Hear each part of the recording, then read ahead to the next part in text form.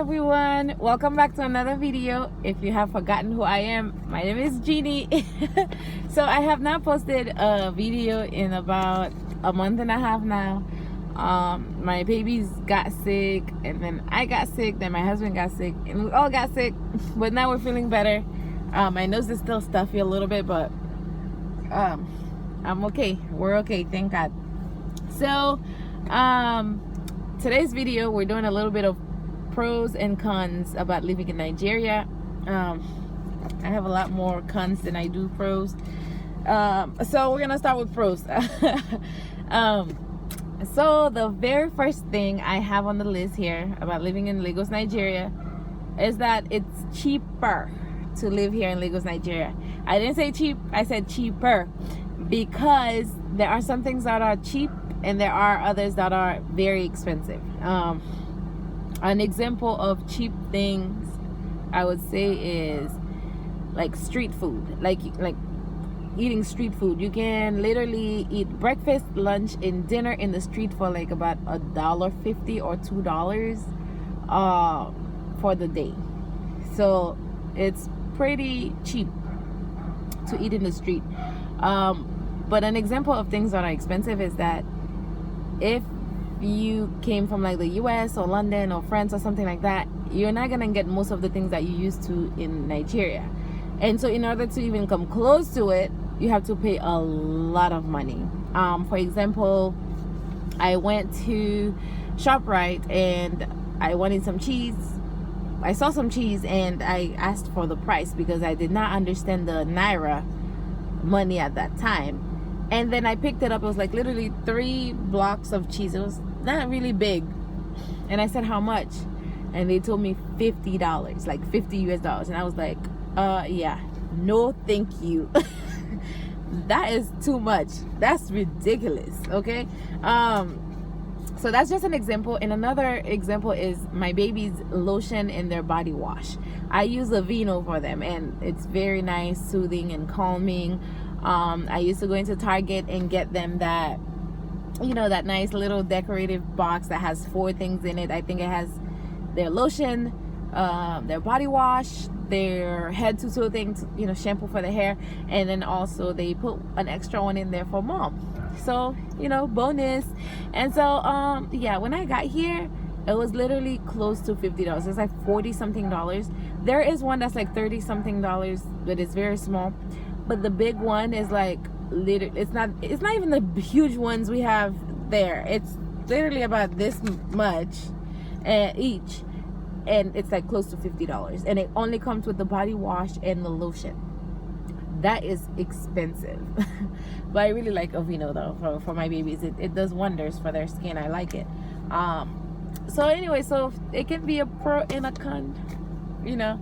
I also have people are friendly here, and the reason I put that as a pro, it can be pro and con, but I put it as a pro because, you know, there are good people everywhere and bad people everywhere. So before I came to Nigeria, I met a Ghanaian lady, and she was like, why are you, you know, I told her I was going to Nigeria. She was like, why are you going to Nigeria? The people are wicked, the people are mean, you're not gonna have a good time there, things like that. They're just wicked. And I told her, well, that's our assignment for right now. So we came and we met a lot of great people. There are a lot of nice people here. There are a lot of bad people too. But there are a lot of bad people everywhere. It's not just in Nigeria. So, but I have quite a few stories that I would love to share with everyone, and that would tickle you and also make you go like, whoa, what in the world? So good and bad are everywhere. So I do have a lot of more cons than pros, because like I don't have a nightlife here. I don't party. I don't know what that's like, so I can't speak on that. I've heard some people say, oh, Nigeria is a great place to have a good time and things like that. I mean, yeah, they have malls, they have parks you can take your children to, but that's good. At the same time, it can be a con because, well, the malls are fine. You go, you have a good time, sit down, eat, and things like that. But the park itself, which we're getting into the cons, yeah, I like a very spacious park where you see lots of trees and, you know, kind of nature a little bit, and, you know, swings and different things like that for your children to play in. I have yet to see that here. That's just my experience. They have those little houses, like you know, they fence around it, and then they put like a swing, they put little different things there, and then you have to pay so much in order for you to take your babies inside and play. So I don't really like that. I wish they had like more things for families to do. But Lagos is a place for, I would say, for younger people, for people who wants to start business, different things like that. But to raise a family, it's kind of hard. There's not much to do, in my opinion, with little kids here. To me, it's not that kid friendly. So that's a con for me. So the biggest con of all for me is the electricity. When I first came to Nigeria here, we went without electricity for almost 3 weeks straight, and we didn't know anything about generator. That's another thing. We booked Airbnb, and maybe I have to, you know, do a video on that, but we booked Airbnb. They said it was 24-hour light and things like that. Well, it was not. They lied. It was not 24-hour light in their place, because it was not. We would constantly go without light. So and that was a problem, because we didn't know how generators work and stuff like that, because it's either you have NEPA, which is what they call the light here, or you have a generator, or you have both. But you're gonna have the NEPA card and charge it, but then NEPA's not really coming, so that you have to rely on your generator, and the generator constantly breaks. It's like they program it to break or something like that, and then you have to call people and pay them money, and they'll come and fix it for you. And you have to buy fuel, buy, you know, gas, everything to put in that generator, or everything. So it can get expensive. The generator does get expensive. So that's a big, you know, con for us, because my husband is like a computer scientist, so he does a lot on the computer, and not having light to even edit a video, or to, you know, check a website, to do something like that, it's hard. Which brings me to another thing. Internet is expensive here. They do have some good plans, and they have some bad ones. Like, you have to keep searching. You have to keep shopping in order to find the one that works for you. And I will do a video on internet, because I feel like a lot of people need to know what plans to get. Those are the things that I wish I knew before coming here. So I'll do a video on that, so that people can know what plans to that will work best for you. So if you plan to visit Nigeria or come to Nigeria, so internet is ridiculously expensive here. I remember for one plan we tried, and we paid, in the entire month we got like literally 4 days of service out of it, and we paid unlimited for it. And unlimited plan here is close to $100 every month, and I was paying like $40 in the state for unlimited plan. So it's like, it's a huge thing here. The internet is expensive. It's expensive. If you have your loved ones somewhere else, and you would like to speak to them constantly, yeah, it's not gonna happen, because internet is expensive. You literally turn it on to check something, and then turn it off quickly so that all your data is now gone. Instagram, forget it. What else? Unless you're like unless that's your work or something like that, and you're making money and you can pay for these things, yeah. But other than that, it gets very expensive. So the traffic in the road, traffic is not expensive, but traffic is crazy here. And I think it's because of the population. There's like, last time I checked, it was like 22 million people live in Lagos alone, and in all Nigeria there's like 200 million people. So it's crazy. Traffic is crazy. It's not, you don't even have to be in your car to have traffic. You can be walking in the street, the sidewalk, there's traffic. On the sidewalk there's traffic. Like, I'm like, hello, I gotta get somewhere, I'm trying to do something, everybody's just walking, you know, just slowly going. There's so many people, and I'm not a city girl, so I like to go in the city for some things and then go back to my house, you know, outskirt of the city or something like that. So it's definitely a challenge for me. The roads, the government roads are okay to drive on, like the express roads, but the inside roads to get into your house, absolutely ridiculous. Like, I had I've been like 2 car accidents in the States before, and so my back was giving me problem. And when I first came here, every time the car would go up and down, and I would feel it in my back. I think, honestly, I don't feel it anymore because I think my body just got used to it, or, you know, God healed me.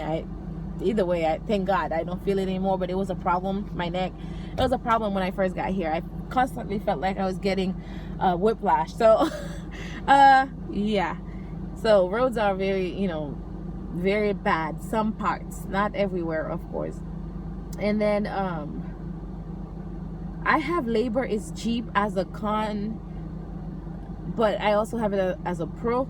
It's a pro because, like, who doesn't want cheap things? I mean, if you're the one working and somebody's working for you, you're like, okay, you can literally get like a cook, a driver, and a cleaner for maybe $150 for everything a month.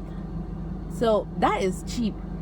But if you stay on the island, it may be like 200, 300, you know, for all 3 a month. But it's ridiculously cheap. Labor is cheap, okay? And like, someone will come and fix something for you, it'll be so cheap, which can be a con as well, because if you come here to start a business, you're trying to sell something, someone will say, like, if you say, okay, I'm selling this thing, and you put $200 on it, someone would definitely come and say, can I have it for $5? No, you cannot have it for $5.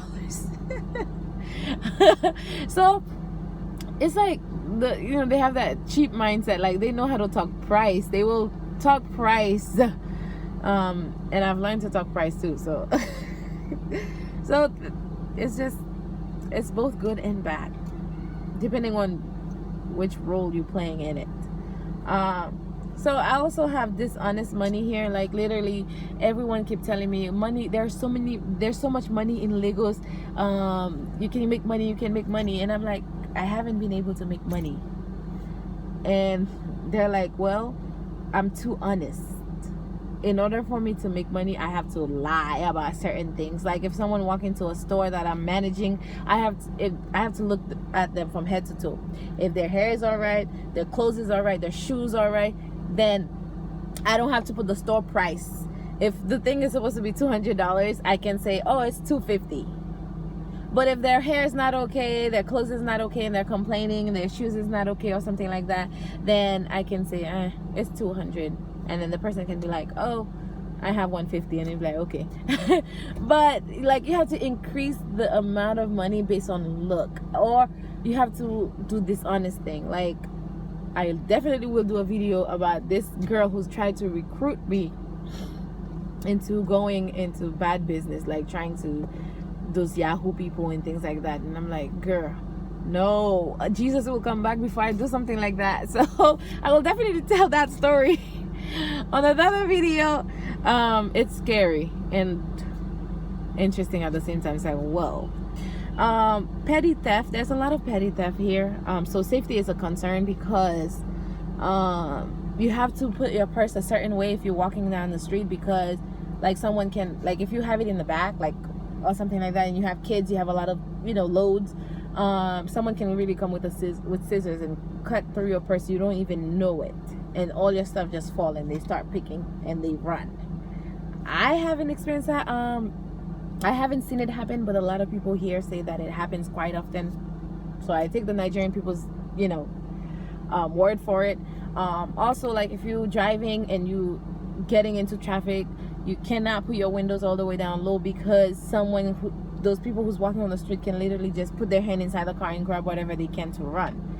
So I remember when I first came here, I didn't know much, so I had my phone. My neighbor took me to a church.